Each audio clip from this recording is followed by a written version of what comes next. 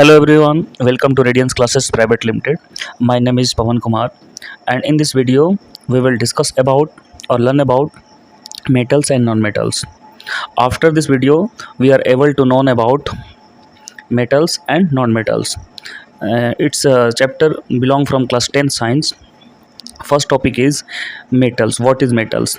Those elements which form positive ion by losing electron are called metals.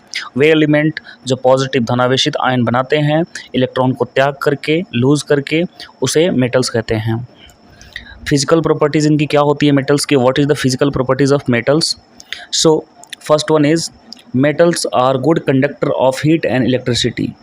We are already known that in our houses, in kitchen, most of the utensils are made up of metals like steel, aluminum, and they are good conductor of heat. That's why we are using them in our kitchen to cook the food. And also we use copper wire and aluminum wire to conduct the electricity, to transfer the electricity from one place to another places, and even in our houses. Okay, second point. High melting point. Metals have high melting point and boiling point. We generally know that metals like iron, copper, if we want that I want to melt the copper wire and aluminum wire, or you can say iron, then we need maximum, or you can say sufficient heat to melt them. Okay, so we generally know metals have high melting and boiling point. Third one, metals are solid at room temperature except mercury. सो सभी metals जो होते हैं वो ठोस होते हैं, कठोर होते हैं रूम टेम्परेचर पे, जो जनरल टेम्परेचर होता है 25 degree Celsius, except mercury. Mercury उसमें लिक्विड में होता है. और even you can say metals are solid, but exception में यहाँ पे ये भी रख लीजिएगा हार्ड की जगह पे. Metals are hard. Potassium and sodium ऐसे मेटल हैं, लिथियम, कि ये बहुत सॉफ्ट होते हैं. इवन सोडियम एंड पोटेशियम को चाकू से भी काटा जा सकता है, तो ये भी एक्सेप्शन में रह जाएगा आपके पास, याद रख लीजिएगा इसको. Fourth one is metals are generally sonorous.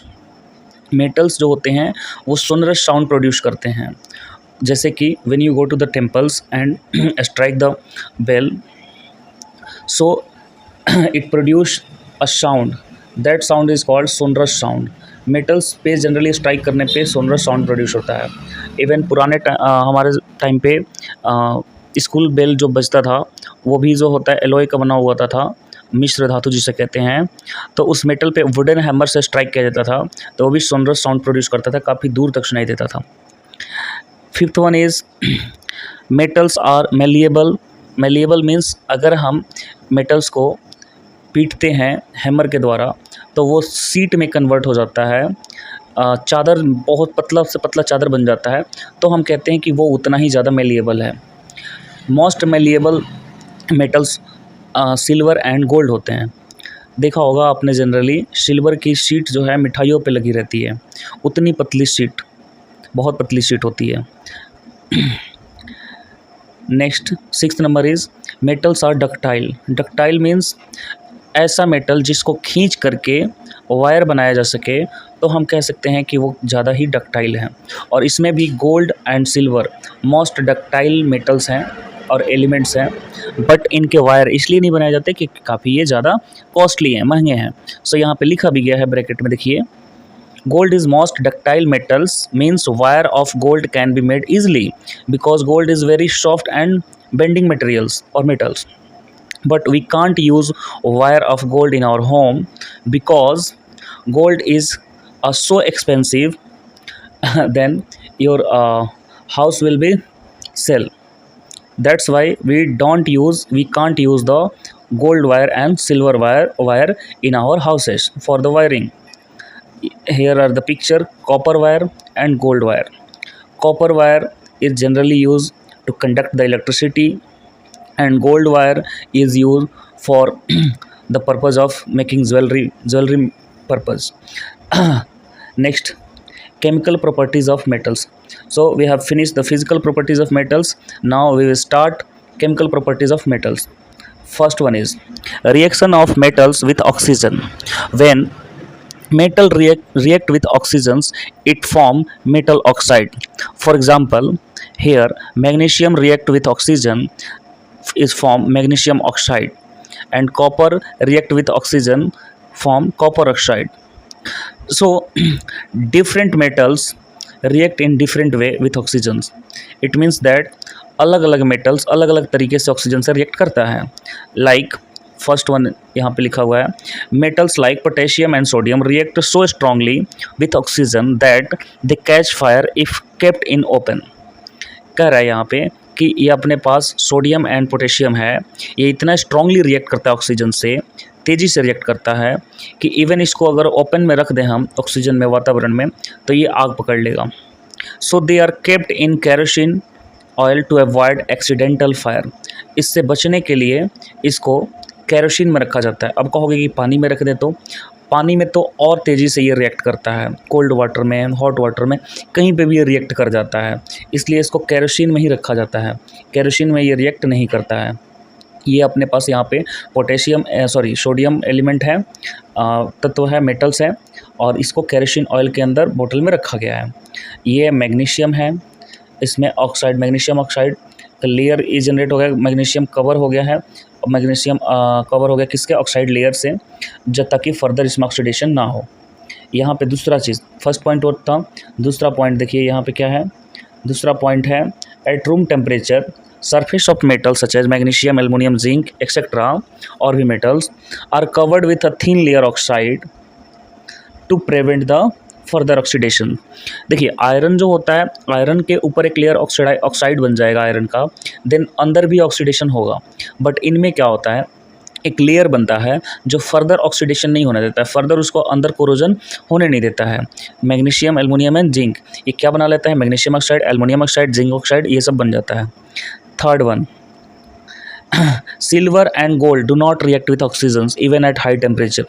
Silver and gold, चांदी और सोना, ये रिएक्शंस नहीं करते हैं ऑक्सीजन के साथ, इवन हाई टेम्परेचर पे, टेम्परेचर चाहे थोड़ा बढ़ा भी दिया जाए. That's why we are using this metals और दिस एलिमेंट्स टू जनरेट और to make the jewellery. Because jewellery जो है वो तो बाहर इन्वायरमेंट में पहनने वाली चीज़ है, अगर वो रिएक्शंस करने वाला होता तो फिर ज्वेलरी नहीं बनाई जाती, और हमारे स्किन को भी नुकसान करता है. इसलिए ये रिएक्शंस नहीं करता है, इस वजह से इनकी ज्वेलरी बनाई जाती है, और ये काफ़ी एक्सपेंसिव भी है क्योंकि हमारे अर्थ क्रस्ट पे ये बहुत कम मात्रा में है. Next one is amphoteric oxide. Amphoteric oxide वो ऑक्साइड होते हैं जो कि ऐसे मेटल ऑक्साइड जो एसिड और बेस दोनों के साथ रिएक्ट करके सॉल्ट एंड वाटर बनाते हैं. ध्यान दीजिएगा, metal oxide react with both acid as well as base. Acid और बेस दोनों के साथ रिएक्ट करें और क्या बनाए, सॉल्ट एंड वाटर बनाए, उसे हम कहते हैं एम्फोटेरिक ऑक्साइड. यहाँ पे एग्जांपल है एक, Al2O3 को हम एम्फोटेरिक ऑक्साइड कह सकते हैं, बिकॉज ये यहाँ पे एसिड के साथ रिएक्शंस करके सॉल्ट एंड वाटर बना रहा है, और अगेन यहाँ पे सोडियम हाइड्रोक्साइड बेस के साथ भी रिएक्शंस करके सॉल्ट एंड वाटर बना रहा है. Okay, reactions of metals with water. Metals के साथ मेटल्स जो है वाटर के साथ रिएक्ट करके क्या बनाता है, तो मेटल हाइड्रोक्साइड बनाता है. और ये रिएक्शंस दो स्टेज में होता है. फर्स्ट मेटल रिएक्ट करता है वाटर से, देन बनाता है metal oxide and hydrogen gas. Again जो मेटल ऑक्साइड है वो रिएक्ट करता है वाटर से, और देन फाइनल प्रोडक्ट बनाता है मेटल हाइड्रोक्साइड. एग्जाम्पल के तौर पे देखते हैं. First, for sodium and potassium. Sodium और पोटेशियम के लिए, सोडियम और पोटेशियम अगर हम कोल्ड वाटर में रखते हैं, काफ़ी वायलेंट तरीके से ये रिएक्शंस करता है एक्सोथर्मिक, और इतना तेज़ी से करता है कि तुरंत इसमें आग भी पकड़ लेता है ठंडे पानी में. तो कह रहा है reactions is violent even with cold water and so exothermic that hydrogen immediately catch fire.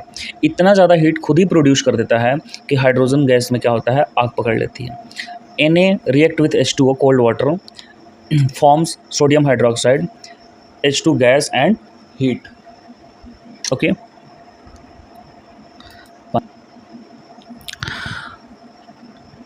So sodium react with water produce sodium hydroxide H2 and heat, और ये हीट इतना ज़्यादा होता है कि आग जो है वो पकड़ लेता है।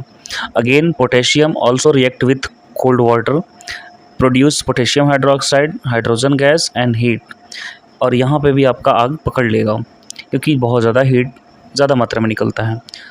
नेक्स्ट वन, जब कैल्शियम रिएक्ट करता है तो ये थोड़ा कम वायलेंट रिएक्शंस होता है as compare to potassium and sodium. Generally आप इस चीज़ को ऐसे भी देख सकते हैं जैसे कि चूना कभी खरीद के लाए और पानी में डाला तो वो भी एक्सोथर्मिक रिएक्शंस होता है, बट उतना नहीं होता है कि उसमें से निकलने वाला जो गैस है उसमें आग पकड़ ले। सो देखिए, reactions is less violent for hydrogen to catch fire, इसमें से इतना ज़्यादा हीट नहीं प्रोड्यूस होता है कि उस आग पकड़ ले। तो calcium react with cold water produce calcium hydroxide and hydrogen gas, heat इसमें भी निकलता है लेकिन less. Third, aluminium and iron, aluminium and iron do not react, ये रिएक्ट भी नहीं करता है इसके साथ कोल्ड वाटर से और इवन हॉट वाटर से। देखिए लिख रहा है this not form hydroxide as oxide are not soluble, एक तो ये हाइड्रोक्साइड भी नहीं बनाएगा, है ना। Next, they do not react with hot water और इवन कोल्ड वाटर, ये रिएक्ट करेगा स्टीम के साथ, उसको जब हम भाप बना देंगे, स्टीम बना देंगे, तब उसके साथ रिएक्शंस करेगा। तो aluminium react with steam produce aluminium oxide and hydrogen gas, और यहाँ पे बोल दिया है they do not produce hydroxide, कारण क्या है, as their oxide are do not soluble, इनके जो ये ऑक्साइड बने हैं एल्युमिनियम ऑक्साइड ये सोल्यूबल नहीं होते हैं, इसलिए हाइड्रो ऑक्साइड नहीं बनता है, मतलब ये फर्दर रिएक्शंस नहीं कर पाते हैं H2O के साथ कि हाइड्रो ऑक्साइड बन पाए। और ये ना ही गर्म और ना ही ठंडे पानी से रिएक्ट करते हैं, ये रिएक्ट करते हैं स्टीम से। Iron also react with steam produce iron oxide and या ferrous oxide and H2 gas. Okay, third number, reactions of metals with acids, जब हम मेटल्स का रिएक्शंस एसिड के साथ कराएंगे तो बनेगा salt and hydrogen. Metals react with diluted acid produce salt and hydrogen, here are some example, iron react with hydrochloric acid produce FeCl2 and H2 gas. Magnesium also react with HCl produce MgCl2 and hydrogen gas. Zinc react with HCl produce ZnCl2 and hydrogen gas. So यहाँ पे salt बन रहा है and hydrogen gas बन रहा है। Next, some metals like silver, gold, copper नहीं देना चाहिए, silver, gold do not react with acid, इसीलिए यहाँ पे आपको कई बार देखा होगा कि मेटल के बर्तन में अचार नहीं रखा जाता है क्योंकि वो रिएक्शंस कर जाएगा इस वजह से। तो जनरली प्लास्टिक या फिर लेड शीशा के कंटेनर में अचार वगैरह को रखा जाता है, खट्टे पदार्थ को। Fourth, reactions of metals with solutions of other metal salt, तो इसके लिए आपको थोड़ा सा एक और चीज़ जानना होगा, रिएक्टिविटी सीरीज। तो चलिए इसको थोड़ा सा हम आगे रिएक्टिविटी सीरीज है उसको बताते हैं, उसके बाद यहाँ पे देखिए ये रिएक्टिविटी सीरीज है कि which metals are most reactive and which are least reactive, उसके लिए यहाँ पे एक लिस्ट बनाई गई है। लिस्ट कैसे है, जो सबसे टॉप है वो बहुत ज़्यादा रिएक्टिव होता है और जो सबसे बॉटम में है वो लीस्ट रिएक्टिव होता है, मतलब बहुत कम रिएक्टिव होता है। जैसे कि potassium, sodium, calcium, magnesium, aluminium, zinc, iron, lead. अब कहोगे हाइड्रोजन भी क्यों रखा गया इसमें, हाइड्रोजन रिएक्ट करता है इस वजह से रिएक्टिविटी सीरीज में इसको भी रखा गया है, ये मेटल नहीं है इसलिए इसको अलग रख दिया गया। तो ऊपर जो भी है लेड से लेकर के पोटेशियम तक उसको नाम दिया है मोस्ट रिएक्टिव देन हाइड्रोजन, मतलब ये हाइड्रोजन से ज़्यादा रिएक्टिव होते हैं, और ये नीचे वाले जो हैं वो लेस रिएक्टिव होते हैं हाइड्रोजन से भी, जिससे copper, mercury, silver and gold. तो ये आपको नाम याद रखना होगा जो भी हम करने वाले हैं उसके लिए। जो ज़्यादा रिएक्टिव होता है वो कम रिएक्टिव को हटा देता है, डिस्प्लेस कर देता है, ध्यान दीजिएगा। पोटेशियम जो है वो सोडियम को हटा देगा, सोडियम कैल्शियम को हटा देगा, कैल्शियम मैग्नीशियम को हटा देगा, मैग्नीशियम एल्युमिनियम को हटा देगा। या फिर इस तरीके से समझते हैं, पोटेशियम इन सभी को हटा देगा नीचे जितने भी हैं, सोडियम इससे नीचे जितने हैं सभी को हटा देगा, डिस्प्लेस कर देगा, डिस्प्लेस कर देगा, बिल्कुल उसको वहाँ से हटा के फेंक देगा। तो चलिए स्टार्ट करते हैं, देखते हैं। मेटल ए है और उसका सॉल्ट सॉल्यूशन बी का है, और अगर metal A salt solution B में उपस्थित जो हमारे पास मेटल है उससे ज़्यादा रिएक्टिव हुआ तो उसको हटा देगा। तो देखिए यहाँ पे सॉल्यूशन से हटा दिया है बी को, खुद आ गया है और बी जो है वो मेटल के रूप में बाहर निकल गया है। ओनली मोर रिएक्टिव, यहाँ पे लिखा भी है, only more reactive metal can displace a less reactive metals from compound. Example यहाँ पे Fe प्लस CuSO4, तो Fe जो है और Cu इन दोनों में आपको चेक करना है कि कौन वाला ज़्यादा रिएक्टिव है। तो आप रिएक्टिविटी सीरीज़ को कॉपी पे नोट कर लीजिएगा। इसमें देखिए Fe ज़्यादा है कि कॉपर, तो Fe यहाँ पे है, दिख रहा है ना, और कॉपर देखिए कहाँ पे नीचे है। रिएक्टिव कौन ज़्यादा है? Fe, और Fe रिएक्टिव है तो कॉपर को क्या कर देगा? डिस्प्लेस कर देगा, हटा देगा। तो देखिए यहाँ पे Fe ने कॉपर को डिस्प्लेस किया, खुद उसका जगह ले लिया और कॉपर को अलग कर दिया। अगेन अगर हम कॉपर और आयरन सल्फेट लें तो अब बताइए कॉपर ज़्यादा रिएक्टिव है कि आयरन? तो ज़्यादा रिएक्टिव आयरन है, तो ज़्यादा रिएक्टिव आयरन है तो कॉपर अब इसको नहीं हटाएगा, इसलिए यहाँ पे कोई रिएक्शंस नहीं होगा, because Cu is less reactive than the iron. और यही चीज़ यहाँ पे फिगर में दिखाई गई है। इसमें ये जो अपने पास लिया गया है, ये test tube A and test tube B समझ लो बी। तो टेस्ट ट्यूब ए में दिया गया है आयरन सल्फेट का सॉल्यूशन, यहाँ पे देखिए आयरन सल्फेट, और उसमें डाला गया है कॉपर का वायर। कोई रिएक्शंस नहीं हुआ, क्यों नहीं हुआ? क्योंकि कॉपर हटा नहीं पाया आयरन को। दूसरे केसेस में देखिए यहाँ पे क्या हुआ है, दूसरे केसेस में आयरन दिया गया है और कॉपर सल्फेट है, आयरन ज़्यादा रिएक्टिव है तो कॉपर को हटा देगा। तो देखिए यहाँ पे ये दिख रहा है, कील जो है आयरन वाला वो रिएक्ट होकर के वहाँ पे कॉपर अटैच हो गया है। ठीक है, उम्मीद है ये चीज़ समझ में आई होगी। आगे फिर चलते हैं।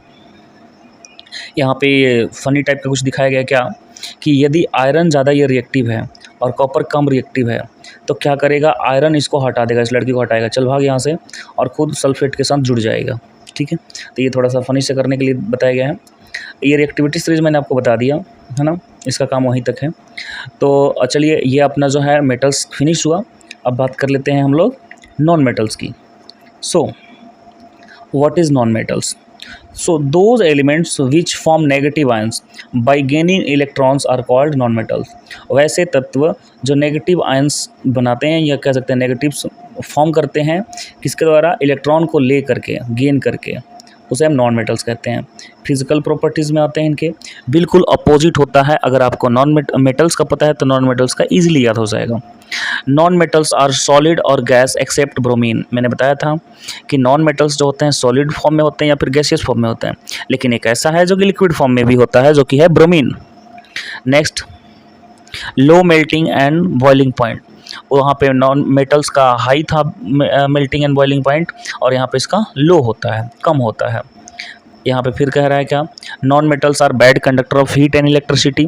जनरली आपने देखा होगा प्लास्टिक, लकड़ी, इनके हैंडल बनाए जाते हैं। बेकेलाइट, उसके हैंडल बनाया जाता है कुकिंग यूटेंसिल्स का, ताकि वो गर्म होकर के हाथ न जले। इलेक्ट्रिसिटी से बचने के लिए रबर का ग्लव्स होता है। जो वायर होता है उसके ऊपर PVC का लेयर होता है। ये सब क्या होता है? बैड कंडक्टर होता है, जिससे हीट और इलेक्ट्रिसिटी पास नहीं करता है। एक्सेप्ट ग्रेफाइट, यहाँ पे एक्सेप्शन क्या है? ग्रेफाइट, जो पेंसिल की लीड होती है ग्रेफाइट, वो बहुत बढ़िया कंडक्टर होता है। कंडक्टर होने का वहाँ पे कारण है कि वहाँ पे कार्बन के साथ जो एक बॉन्ड जो है नहीं जुड़ता है, मतलब वहाँ पे कार्बन के पास एक इलेक्ट्रॉन फ्री रह जाता है। उस फ्री इलेक्ट्रॉन के कारण जो है ग्रेफाइट क्या होता है? गुड कंडक्टर होता है इलेक्ट्रिसिटी का, नॉन मेटल्स होने के बावजूद भी। 4th नंबर देखिए, नॉन मेटल्स आर सोनरस। कह रहा है कि non metals are non sonorous, non sonorous में मतलब इसकी सोनरिटी साउंड नहीं होती है। They did not produce a sound like metals on striking. 5th number, non metals are non malleable. ये ब्रिटल होता है। नॉन मेलिएबल को हम ब्रिटल भी कह सकते हैं कि किसी चीज़ को मारे उस पर तो वो चकनाचूर हो जाए, कह सकते हैं ब्रेक हो जाए। सपोज कीजिए कि आपके पास ये है मिश्री है या चीनी है, उस पर हैमर से मारिएगा तो सीट में बदलेगा? नहीं बदलेगा, टूट जाएगा। तो उसको कहते हैं हम non metal. Okay, brittle, sorry. Next है non metals are non ductile. Even ये नॉन डक्टाइल भी नहीं होता है। आप देखिए लकड़ी को, चाहे किसी जो भी नॉन मेटल्स दिख रहा है, उसको खींच के लंबा वायर नहीं बनाया जा सकता है। आप कहोगे प्लास्टिक का तो बनाया जा सकता है, तो एक्सेप्शन के तौर पे है, प्लास्टिक का बनाया जा सकता है। Next, chemical properties of non metals.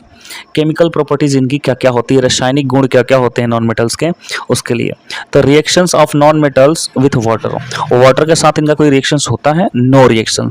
That's why polythene वगैरह जो है पानी में भी बहुत दिनों तक भी खराब नहीं होता है। या फिर प्लास्टिक के कंटेनर में अचार को रखा जाता है तो ख़राब नहीं होता है, लेकिन अचार को रखने के लिए प्लास्टिक नहीं, आप शीशे का कंटेनर यूज़ करेंगे तो ज़्यादा बेटर होगा। तो नो रिएक्शन। दूसरा, reactions of non metals with acids. Reaction, non metals का रिएक्शंस एसिड के साथ होता है, तो देखिए एसिड के साथ भी इसका कोई रिएक्शंस नहीं होता है, इसीलिए तो अचार वगैरह जो है रखा जाता है, मैंने बताया आपको। Third one, reactions of non metals with oxygen. ये करता है, देखिए कैसे होता है, जैसे कि नॉन मेटल्स कार्बन है, ऑक्सीजन के साथ रिएक्शन करके क्या बनाया, कार्बन डाइऑक्साइड। तो यहाँ पे बोल दिया है कि नॉन मेटल ऑक्साइड बनाएगा, वो डाइऑक्साइड बनाए, मोनोऑक्साइड बनाए, ट्राइऑक्साइड बनाए, जो भी हो। सल्फर भी ऑक्सीजन के साथ रिएक्ट करके क्या बनाता है, sulphur dioxide. Okay. Fourth number, reactions of non metals with metals. अगर हम मेटल के साथ रिएक्शंस कराएं तो क्या होता है, तो आयनिक बॉन्ड होता है यहाँ पे Na+Cl, है ना। Non metals react with metals give metal और metal oxide. So here sodium react with chlorine form NaCl। एक टॉपिक भी आ गया अपने पास, आयनिक कंपाउंड्स कौन से होते हैं, किसे कहते हैं, what is ionic compounds. The compounds formed by the transfer of electrons from metals to a non metals are called ionic compounds. वैसा कंपाउंड जो बनता हो किसके द्वारा, इलेक्ट्रॉन के ट्रांसफ़र, लेकिन इलेक्ट्रॉन ट्रांसफ़र कौन कर रहा हो, मेटल ट्रांसफ़र कर रहा हो नॉन मेटल्स को, और देन वो आफ्टर वो कंपाउंड बन रहा हो तो उसको हम कहेंगे आयनिक कंपाउंड। ये काफ़ी स्ट्रॉन्ग होते हैं, मजबूत होते हैं। यहाँ पे देखिए प्रॉपर्टीज़ ऑफ आयनिक कंपाउंड, इनकी गुण क्या है, आयनिक कंपाउंड का, आयनिक यौगिक के गुण क्या है, प्रॉपर्टीज़ क्या है, क्वालिटीज़ क्या है। They are solid and hard, generally they are solid and hard. Why, due to the intermolecular force in between the atoms. Second, ionic compounds have high melting and boiling point as like metals. Third one, ionic compounds are soluble in water and insoluble in petrol and kerosene। जैसे कि नमक भी क्या है, ionic compound है, water में घोलोगे घुल जाएगा, लेकिन अगर पेट्रोल में घोलोगे तो नहीं घुलेगा, केरोसिन में नहीं घुलेगा। Okay. Fourth number, good conductor, ionic compounds are good conductor of electricity, लेकिन ऐसे नहीं, ड्राई फॉर्म में नहीं, सूखे फॉर्म में नहीं, in aqueous solutions and molten state, but do not conduct electricity in solid state. अगर वही चीज़ सॉलिड स्टेट में हुए तो इलेक्ट्रिसिटी को कंडक्ट नहीं करेंगे। जैसे कि नमक ही है, नमक अगर ड्राई रखा हुआ है तो वो इलेक्ट्रिसिटी को कंडक्ट नहीं करेगा, बट उसको पानी में घोल दिया जाए, एक्वस बना दिया जाए तो वो करेगा। ओके। एग्जाम्पल के यहाँ पर दिया गया है फॉर्मेशन ऑफ NaCl, कैसे ये बनते हैं आयनिक कंपाउंड्स। सो लिसन, अपने पास कुछ नोबल गैसेस हैं, और नोबल गैसेस जो होते हैं स्टेबल होते हैं, उनका ऑक्टेट पूरा होता है, और हर एलिमेंट चाहता है कि उनके जैसा बनना, तो वो अपने हर एलिमेंट्स अपने नज़दीकी जो भी अपने पास कह सकते हैं कि नोबल गैसेस है उनके जैसा बनना चाहता है, इलेक्ट्रॉन को त्याग करके। सो सोडियम Na के पास आउटर मोस्ट सेल में एक इलेक्ट्रॉन है, और ये क्या करता है, चाहता है कि एक इलेक्ट्रॉन दे करके ये स्टेबल ऑक्टेट तैयार कर ले, ताकि इसके पास ऑक्टेट हो जाए पूरा, तो ये इलेक्ट्रॉन डोनेट कर देता है। क्लोरीन के पास आउटर मोस्ट शेल में 7 इलेक्ट्रॉन्स होता है, और ये चाहता है कि एक इलेक्ट्रॉन लेकर के ये आर्गन जैसा स्टेबिलिटी तैयार कर ले, स्टेबल ऑक्टेट कर ले। सो देखिए जनरली क्या होता क्या है कि अगर किसी एलिमेंट्स के पास 1 2 3 इलेक्ट्रॉन्स है, 1 2 या 3 आउटर मोस्ट शेल में, तो वो इलेक्ट्रॉन को डोनेट करना चाहता है, और अगर 4 इलेक्ट्रॉन्स है तो ना ही डोनेट करेगा और ना ही वो गेन करेगा, लेगा, वो क्या करेगा, शेयरिंग करना चाहता है, कोवैलेंट बॉन्ड बनाना चाहता है, जैसे कि कार्बन, सिलिकॉन, ये सब। और अब जिसके पास आउटर मोस्ट शेल में 5 6 7 होते हैं, वो क्या करता है कि 1 2 या 3 इलेक्ट्रॉन ले करके स्टेबल होना चाहता है, ये स्टेबल होता है। तो फिलहाल यहाँ पे देखिए सोडियम के पास आउटर मोस्ट में 1 इलेक्ट्रॉन्स है, जो आउटर मोस्ट इलेक्ट्रॉन्स होता है उसको दिखाया गया है यहाँ पे डॉट से, और यहाँ पे दिखाया गया है क्रॉस से। सोडियम ने अपना इलेक्ट्रॉन इसको दिया, इसने अपना ऑक्टेट पूरा कर लिया, और ऑक्टेट पूरा करके क्या यहाँ पे बन गया, सोडियम क्लोराइड। अब यहाँ पे सोडियम का भी ऑक्टेट पूरा है और इसका भी पूरा है, इसलिए ये स्टेबल है। ओके। और ये NaCl है, NaCl common salt, Tata salt देश का नमक। ओके। अब नेक्स्ट है अकरेंस ऑफ मेटल्स। मेटल्स किस हालात में होते हैं, किस स्थिति में होते हैं, कैसे होते हैं, इसके बारे में सबसे पहले बात आती है कि मिनरल्स। ये मिनरल्स क्या होते हैं, मिनरल्स कहाँ, खनिज जिसको कहा जाता है। द एलिमेंट्स और compounds which are occur naturally in the earth crust are minerals. जो भी ज़मीन में, धरती पे, अर्थ क्रस्ट पे पाया जाता है मिनरल्स, चाहे कैल्शियम, आयरन, जो भी, उसको हम क्या कहते हैं, मिनरल्स कहते हैं। लेकिन वैसा मिनरल्स जिसमें रिच मात्रा में, ज़्यादा मात्रा में कोई एलिमेंट्स हो, कोई मेटल्स हो, तो और वो आसानी से उसको क्या कह सकते हैं, एक्सट्रैक्ट किया जा सकता है, मतलब शुद्ध किया जा सकता है, निकाला जा सकता है, शोधन किया जा सकता है, तो उसको हम कहते हैं क्या चीज़, ओर्स। यस, तो यहाँ पर देखिए ओर्स का दिया है, minerals that contain very high percentage of particular metals. ऐसा कोई मिनरल्स मिला जिसमें ज़्यादा परसेंटेज है मेटल्स का, and the metal can be profitably extracted from it, और वो बहुत ही कम पैसे में, कम लागत में एक्सट्रैक्ट हो जाए, बाहर निकल जाए, अलग हो जाए, वैसे मिनरल्स को कहते हैं ओर्स। तो हम कह सकते हैं all ores are minerals but all minerals do not becomes ores. Okay, अब यहाँ पे उसी रिएक्टिविटी सीरीज समझ लीजिए। तो यहाँ पे पोटेशियम, सोडियम, ये कैल्शियम, मैग्नीशियम, एल्युमिनियम, ये वेरी रिएक्टिव मेटल्स हैं और ये कभी भी आपको फ्री स्टेट में नहीं मिलेगा, ऐसे याद रख लीजिए। Sodium, potassium, calcium, magnesium, aluminium, ये किसी के साथ मिलेगा। फिर इनको कैसे निकाला जाता है, कैसे एक्सट्रैक्शंस किया जाता है, अलग कैसे इनका शोधन किया जाता है, तो इनका शोधन किया जाता है इलेक्ट्रोलाइसिस के फॉर्म में, इलेक्ट्रोलाइसिस मेथड से। ये किसी न किसी के साथ रहते हैं, तो इलेक्ट्रोलाइसिस करके उनको अलग किया जाता है और फिर ये मेटल जो है अचीव किया जाता है और निकाले जाते हैं। दूसरा है मॉडरेट रिएक्टिव। मॉडरेट मतलब ना ही ज़्यादा रिएक्टिव हो और ना ही कम रिएक्टिव हो, जैसे zinc, iron, lead, copper, mercury. ये सल्फाइड और ऑक्साइड कार्बोनेट के रूप में पाए जाते हैं। या तो सल्फाइड जैसे जिंक सल्फाइड, जिंक ऑक्साइड, है ना, आयरन सल्फाइड, ऐसे करके ये मिलते हैं। इनको जो है रिडक्शन किया जाता है, रिडक्शन मतलब ऑक्सीजन इसमें से निकाला जाता है, देन आफ्टर ये हमें मेटल्स प्राप्त होते हैं। लीस्ट रिएक्टिव है, उनका क्या काम करते हैं? लीस्ट रिएक्टिव जो होते हैं एजी, ये तो फ्री स्टेट में होते हैं मौजूद, लेकिन इसका भी जो है हम क्या कहते हैं एक्सट्रैक्शंस करते हैं, इनका भी क्या कहते हैं कि शोधन किया जाता है। तरीका है उसका एक्सट्रैक्शंस करने का कि किस तरीके से होता है। यहाँ पर देखिए एक्सट्रैक्शंस के 3 मेथड्स हैं। तीनों मेथड्स कौन है? Step 1 enrichment of ores. पहले उसका सिलेक्शन करते हैं कि सबसे ज़्यादा एनरिच ओर्स कौन है। एक्सट्रैक्शंस करते हैं मेटल्स का। मेटल जब मिल जाता है तो फिर वो भी अभी यूज़ के लायक नहीं होता है, फिर उसका रिफाइन करते हैं उसको और साफ़ करते हैं, शुद्ध बनाते हैं। ओके, तो इस मेथड को कैसे कैसे किया जाता है यहाँ पे एक ट्री में दिया गया है, तो हम इसको समझते हैं उस ट्री के हेल्प से। ओके, इसको थोड़ा सा मैं छोटा कर लेता हूँ समझने के लिए। ओके, समझेंगे। अपने पास सबसे पहले तो आता है मिनरल्स। मिनरल्स में जो सबसे ज़्यादा मात्रा में रिच अमाउंट में मिनरल्स होता है, परसेंटेज हाई होता है, तो उसको हम कहते हैं ओर। ओर्स का क्या कहते हैं? कंसंट्रेशन किया जाता है, मतलब उसको छाना जाता है, क्योंकि इसमें गैंग होते हैं, अशुद्धियाँ होती हैं, उनको छान लिया जाता है। तो 3 तरह के अपने पास बताया था कि ओर्स हो सकते हैं। एक हो सकता है मेटल विथ हाई रिएक्टिविटी, जो मेटल्स जिनका रिएक्टिविटी रेट काफ़ी ज़्यादा है ना, ऐसे भी हो सकते हैं जो फ्री स्टेट में नहीं होंगे। दूसरा है मॉडरेट वाला, जिनका मीडियम रिएक्टिविटी होता है। और तीसरा बिल्कुल लो वाला, जैसे कि सिल्वर एंड गोल्ड की बात कर रहा है। ठीक है, तो इनको अलग अलग तरीके से निकालने का तरीका है। जो काफ़ी रिएक्टिव हैं वो तो ओर्स जो उनको सिलेक्ट करके उनका इलेक्ट्रोलाइसिस किया जाता है, मोल्टेन ओर्स का पिघला करके, और देन हमें प्योर मेटल्स मिल जाता है, फिर उसका रिफाइनिंग कर देते हैं। ठीक है, अब आते हैं मॉडरेट में। मॉडरेट में क्या होता है? तो मॉडरेट में बताया कि या तो ये कार्बोनेट के फॉर्म में होते हैं या फिर सल्फाइड के फॉर्म में होते हैं, नहीं तो ऑक्साइड के फॉर्म में होते हैं। तो भैया इनको कैसे किया जाए? तो जो कार्बोनेट के फॉर्म में होते हैं उनका कैल्सिनेशन किया जाता है। कैल्सिनेशन का मतलब होता है कि लिमिटेड ऑक्सीजन की उपस्थिति में गर्म करना, लिमिटेड मतलब कम। और जो सल्फाइड ओर्स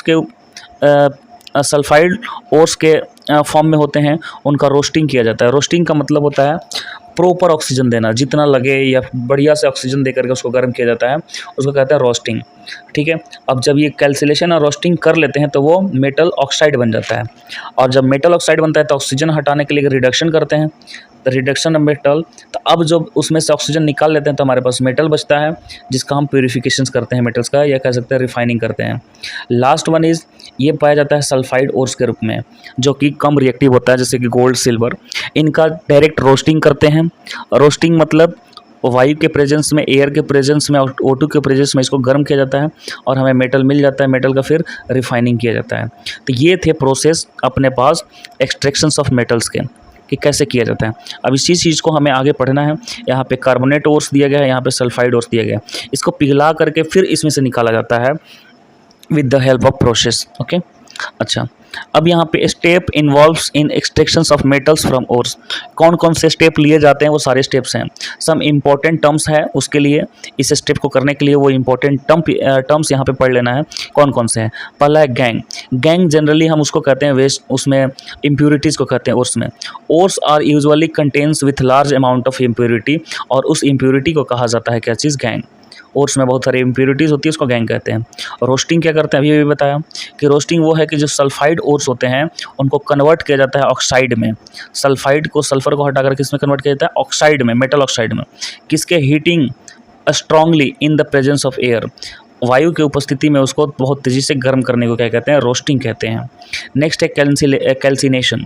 कैल्सिनेशन क्या होता है? जो कार्बोनेट ओर्स होते हैं उनको ऑक्साइड में चेंज करने के लिए हीट करते हैं, लेकिन लिमिटेड एयर, या कह सकते हैं एयर की उपस्थिति नहीं होती है ऐसे। नेक्स्ट है रिडक्शन। रिडक्शन एंड ऑक्सीडेशन आपने पढ़ा होगा। रिडक्शन जनरली कहते हैं ऑक्सीजन को हटाने को और हाइड्रोजन को जोड़ने को। तो यहाँ पे हाइड्रोजन नहीं जुड़ रहा है, ऑक्सीजन हट रहा है। The metal oxide are reduce to corresponding metals by using the reducing agent like carbon. Carbon का यूज़ किया तो कार्बन ने कार्बन मोनोऑक्साइड बनाया, जिंक से अलग कर दिया। ठीक है, अब आती है बात रिफाइनिंग की, कि रिफाइनिंग कैसे की जाए। Refining of metals, the most of widely used method for refining impure metals is electrolytic refining. तो बहुत ज़्यादा मात्रा में ये मेथड यूज़ किया जाता है इलेक्ट्रोलाइटिक रिफाइनिंग का। क्या प्रोसेस होता है समझिएगा। एक सपोज़ कीजिए लैब में हमने कंटेनर लिया, ये जैसे कंटेनर लिया हुआ है ना, एक कंटेनर लिया। कंटेनर लेने के बाद इसमें इलेक्ट्रोड लिया दो, एक इलेक्ट्रोड पॉजिटिव है, एक नेगेटिव। पॉजिटिव का नाम एनोड पड़ा, नेगेटिव का कैथोड पड़ा। सॉल्यूशन लिया सल्फेट, है ना, और इसको क्या किया, यहाँ पे देखिए लिखा भी है एनोड, यहाँ पे लिखा है एनोड जो है इम्प्योर कॉपर है।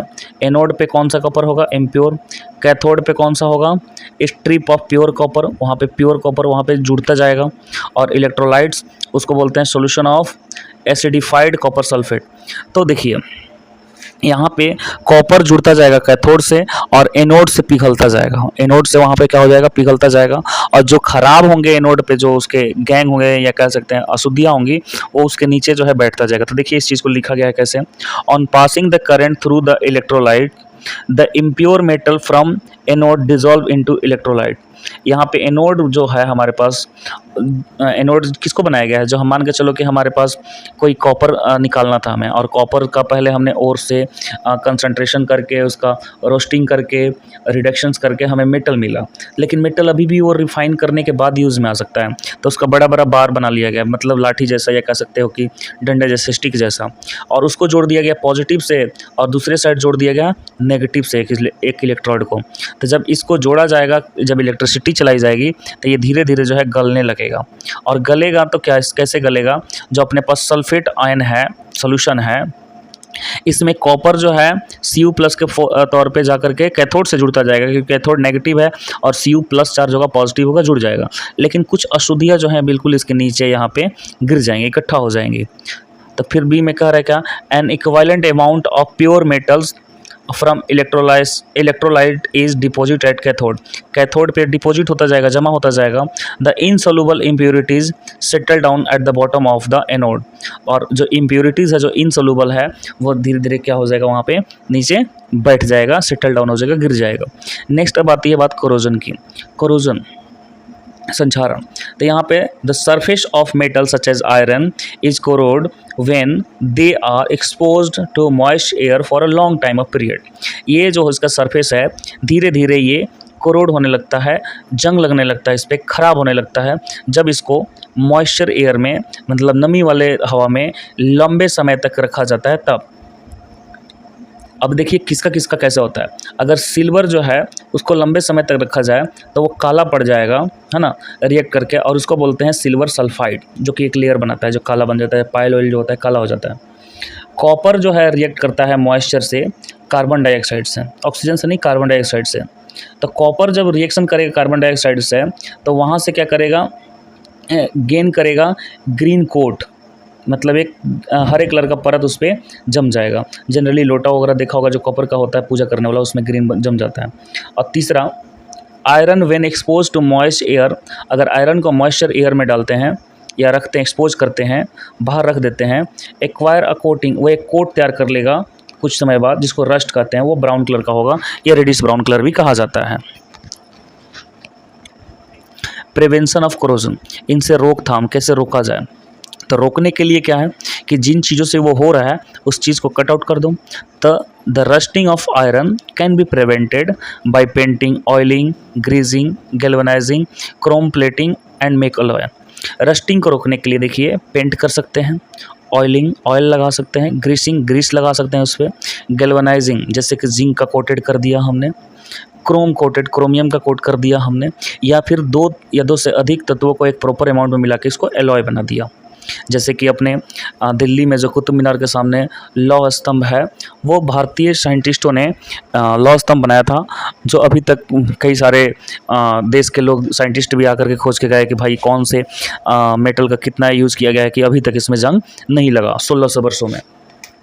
गैल्वेनाइजेशन को यहाँ पे क्या किया गया है, डिफाइन किया गया है।